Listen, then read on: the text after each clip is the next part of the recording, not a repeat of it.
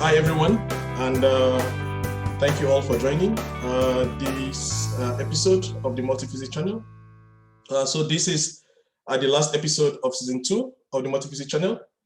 The first episode was also hosted by me, which was on fruit drawing model, a simple one actually.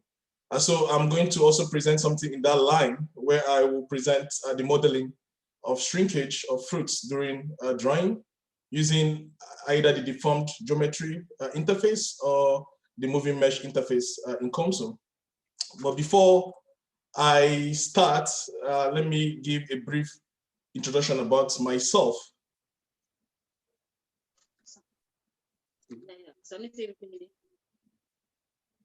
Okay, so about me. So I am Daniel Onwude, an agricultural engineer and a modeling enthusiast. I'm a postdoc at Empa, and I am also affiliated with University of Uyo, Nigeria. My famous quotes are "never say never," and "it will fly."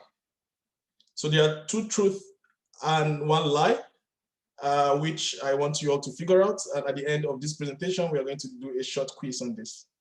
Okay, so let me quickly delve into the topic of today. What is food shrinkage? Food shrinkage is a complex phenomenon that occurs during the drying of food. Drying involves simultaneous heat and mass transfer process. So this process affects the overall volume of the fruits or the food that's been dried. Fruits and vegetables are porous and hygroscopic in nature, and that's why they are very highly shrinkable when drying. So as I said, shrinkage occurs due to the microstructural stress, which is induced by the moisture and temperature gradient within the fruit. This could also be due to the inability of fruit tissue to hold its structural arrangement when the water leaves different tissue pores and is being filled by air. So the exterior skin of the produce is always often collapsed during this drying process. So shrinkage depends on moisture content, the Turgot pressure of intracellular water, and the cell wall properties. Okay, so why is it important to model the shrinkage of food during drying? One is to improve the accuracy of the drying kinetic prediction, to also improve the optimization of drying conditions, to give a more accurate overall quality, prediction of overall quality after drying, and for better dryer designs. What are the major factors that affect food shrinkage? The factors include cell structure, cell rigidity, mechanical properties of the food material, drying methods, such as the vacuum, the infrared, the hot air drying methods, and drying conditions, especially the air temperature, air velocity, and relative humidity. Now, what are the commonly used models to model shrinkage of food during drying? Now, they include the linear elastic model, hyperelastic model, elastoplastic model, and viscoelastic model. These are the 4 commonly used models. These theoretical models are based on continuum mechanics, and they are very, very complex to implement. So a simple approach, which I want to introduce to you today, is the use of what is known as the arbitrarily Lagrangian-Eulerian method, ALE. Now, so what does this entail? You have a Lagrangian method involves the deformation of a material system as a reference system deforms. So you have 2 systems. The material system deforms at the same time the reference system deforms together along with the reference system. And the Eulerian approach involves the formulation of partial differential equations in a spatial coordinate system with coordinates axis fixed in space. So in other words, the Eulerian approach involves the deformation, the spatial deformation of the system together with deformation in space. So ALE coupled these two approaches, coupled the Lagrangian and also the Eulerian approach together based on their advantages to solve complex deformation problems in a very simple way. So the ALE method is therefore an intermediate between Lagrangian and Eulerian method, and it combines their best features.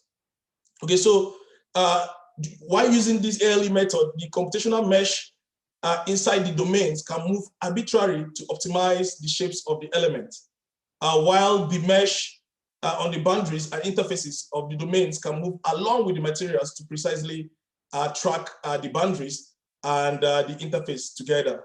So this is a very interesting topic that we may not cover just in this presentation.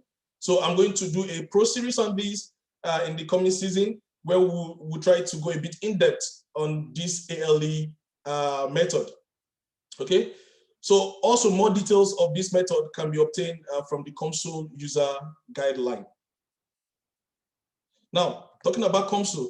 So COMSOL is a multi-physics commercial software that also implements this ALE method.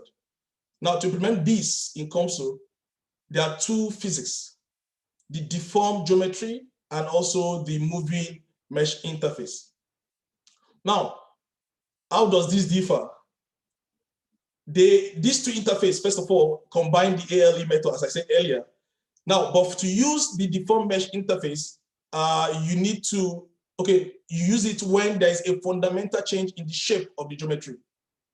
While the moving mesh interface can be used when you are looking at just a representative shape change induced by maybe a deformation of the solid or the material. So in other words, deformed geometry functionality deforms the material frame based on the geometry frame mesh, while the moving mesh interface deforms the spatial mesh based on the material frame mesh. Okay, so this is, so on your screen, you can see on the right-hand side of your screen, you will see also an interface of the COMSOL that contains the deformed geometry interface and also the moving mesh interface, which we are going to see in a minute as we go into a bit of a live demo. So before I show you a simple model which I implemented using this physics, these are the boundary conditions. So I have a slice of a fruit that has been placed on a mesh of a dryer. So what that means is that there is a zero normal deformation at the bottom of this fruit. And also you could see the axis of symmetry, because I'm going to use a 2D axis symmetry approach in COMSOL to show this. So the axis of symmetry is there's also a zero normal deformation, while I'm also assuming that the sides that is exposed to the air domain, which is the top and the side, have free deformation. Okay, so I'll quickly delve into the live demo now. I'm going to go to the COMSOL interface and show how to implement this in COMSOL.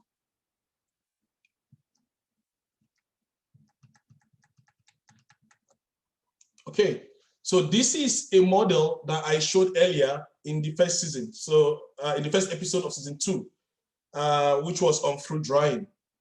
Now, using the same model, I also added the deformed geometry interface and the moving mesh interface. Then I couple it with the physics in order to simulate the shrinkage during drying. So how do you do this? How do you add this physics? You come to your add physics, then it brings these options out. Now under mathematics, you see deformed mesh. Now under deformed mesh, there are two sub-menus, the deformed geometry and the moving mesh. So we're going to try to see these two now. Now, of course, as I said, the physics, I have the simple heat and mass transfer model. This is for the heat transfer, this is for the mass transfer. So I quickly go to, so once you click on this, it brings the interface here. So you see the deformed geometry. So usually when you add this physics into your model, you get a default sub-menus, which is, or sub-modules, which is the fixed mesh and the prescribed mesh displacement. But the first thing you have to do is to define your domain. So in this case, this is a simple model, so I'm using just only one domain, which is the fruit itself. So you right-click on the deformed geometry, and you first define your boundary conditions.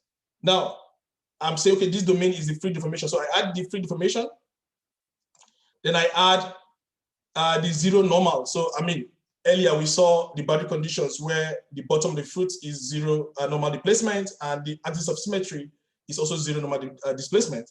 So here you select the domain, you see the axis of symmetry and also the bottom of the fruit. So these are all the zero normal displacement. Then I assign the shrinkage rate on the top of the fruit and also the side where I assume that deformation occur or shrinkage occur. So you see this, you have this, the radial axis. So this linear shrinkage rate is a value that I have already defined in the parametric setting. So you see the parameters here. I have my values defined here already. Again, this is a simple model. So you have the linear shrinkage rate, and that's for the radial axis and also that for the thickness. So I include this, I define this and all. So I do this for both the deformed geometry and also for the moving mesh. Now I come to my study. I select, of course, the physics I want to couple with. So I'm coupling it with heat transfer in solids and also my mass transfer, which is represented using a general form PDE. Then I couple, in this case, I couple the deformed geometry and the both for the physics and also the component. So you also do the same thing for moving mesh physics and also moving mesh component. Please do not couple both together, because you could use one depending on your solution and depending on what you are looking to get. So once you do this, you compute and it runs. It takes time to run. So I've done this already. So I'm going to show you in the next slide the results. Okay, just a moment. Okay, so yep. So this is the result. Now, this is the result of the simulation without shrinkage. This is the result of the simulation with shrinkage using deformed geometry interface and also using the moving mesh interface. So you can see that for the deformed mesh interface, the total volume, the shape of the fruit also reduces with time, unlike that of the moving mesh interface. However, the moisture content result with time is the same, even if you use the deformed mesh, the deformed geometry interface or the moving mesh interface. And of course, you can see a clear difference between the model with or without shrinkage, because with shrinkage, you get a much more accurate result, which can be compared with an experimental data, for instance. So again, from this result, you can see that there is no clear difference between the mass transfer using deformed geometry interface or the mass transfer using moving mesh interface. Okay, so before I go to the highlight of this presentation, I will just I want us to do a little exercise whereby you see a poll now coming up on your screen with these short questions, and yeah, then at the end I'll provide you with the answers. So this should be on your screen in a moment. Yep, here we go. So which ALE physics interface in COMSOL is the most suitable for modeling shrinkage of food coupled with a multi-phase transport process model that is involving two or more fluids during thermal processes? A, is it the deformed geometry interface or is it the moving mesh interface? Take your time.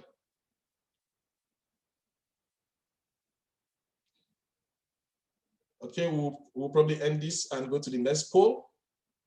So earlier, I also show you, or that when I was introducing myself, I stated two truths and one lie.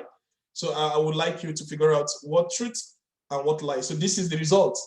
80% goes for moving mesh interface and 20% went for deformed geometry interface. Interesting. So we'll see the results soon. Okay. So the second question about me. Two truths and one lie. Which one is the lie? I love playing video games. There are 54 countries in Africa. I enjoy cooking.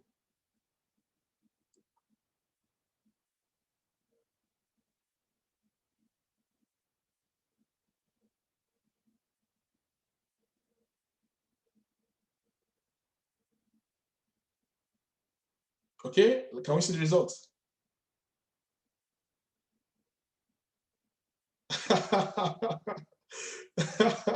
Okay, okay, this is interesting.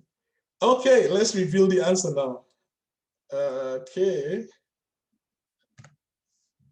So yeah, so the first question, almost everybody in this episode went for, 80% went for moving mesh interface, which is right. Then I don't like cooking.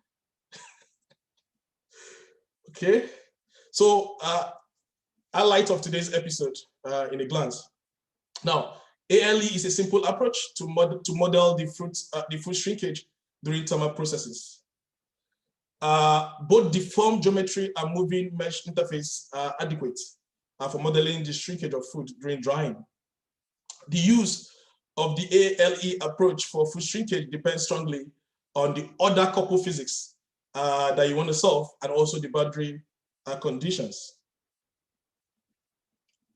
Finally, if you want to learn more, or if you're interested in learning about this model, and also with the model on the fruit drying, please feel free to send me an email. My contact is there on your screen. And the casting for next season, season 3, is open. If you are interested in showcasing your skills and also in showcasing your work on COMSOL, ANSYS, Python, MATLAB, Abacus, OpenFOAM, whatever multiphysics software that you are comfortable using, please feel free to send an email to donato.rubinetti@empa.ch. And there are several episodes from season 1 to season 2 of this Multiphysics channel, which can be found on YouTube at the Empa channel. You could go to subscribe and also see our previous episode there. So thank you all for listening, and please feel free to ask me any questions if you have any. Yeah, thank you, Daniel. Actually, I have a question, and that is about is there any limit to how much you can model the shrinkage?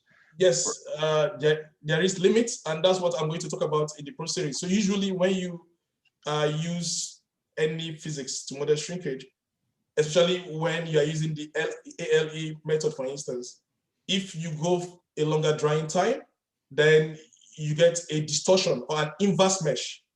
And if you have an inverse mesh, then your solution will not converge. So this will limit the application of ALE or any other continuum mechanics model to that. So yeah, so there's limitation, and this is just one of it, and there's a lot actually. And we'll also see the solutions to overcome this, I think.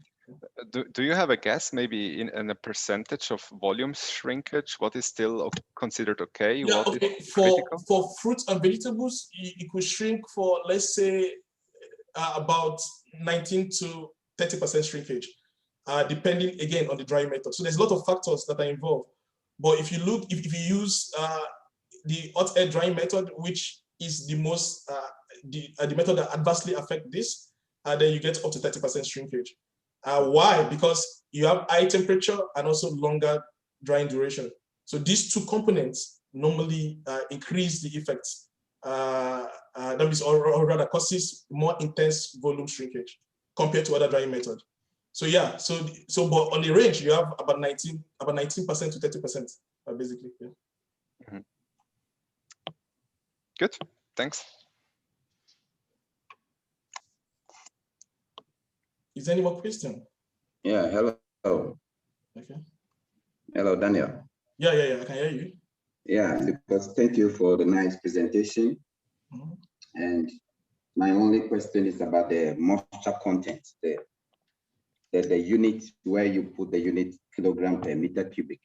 Yep. So if it is kilogram per meter cubic as the moisture content, then as far as shrinkage is concerned, and your modeling is concerned, then are you considering also the density of the fruits? Yeah, okay, so because that's the moisture content should be in percentage, and if you are considering the density of the fruit in relation to the shrinkage, then you should consider the mass per the volume of the fruit. Yeah, you could express that in percentage, and also you could express that in based on the kilogram per the volume of the fruit. So the reason why I express it in this unit is because of we are looking at shrinkage, and just like what you said, shrinkage depends on density, but most importantly, it depends on the volume. When we talk about shrinkage, really, we talk about the volume, and volume also has to do with density, right, and the mass, basically. So, yeah. So with this, you could have an idea of what what you could get. But even if you express it in percentage, you will see a clear difference between the two. But usually, yeah, a kilogram per meter cube is just or that makes sense to quantify the effect of shrinkage, I think. Yeah. So I think it is also important to consider the density when you are presenting, so that we can understand these SI units, which parameter you are considering. Yeah. Okay. Thanks. Any other question? Okay. So, good question. And if I must also ask, for example, in this modeling, you are using FEM. So is it also possible to consider them, discrete element methods, for this shrinkage? Because I have seen in soils, they have applied them, shrinkage, and other parameters. So what's the difference? You could them and FEM. But just like what you know, when you talk about them, then you are looking at it from a lot of from multi perspective. Why when you are looking at FEM, it's a bit much more direct because you focus on the elements of your geometry, for instance. So which gives a much more first of all, it's easier to compute. It gives a much more accurate result compared to using them, and them is very complex. But them makes sense if you are looking at a conjugate system, for instance, where you have a lot of domain. Then you could also look at using them basically. So, yeah. Okay. Thank you.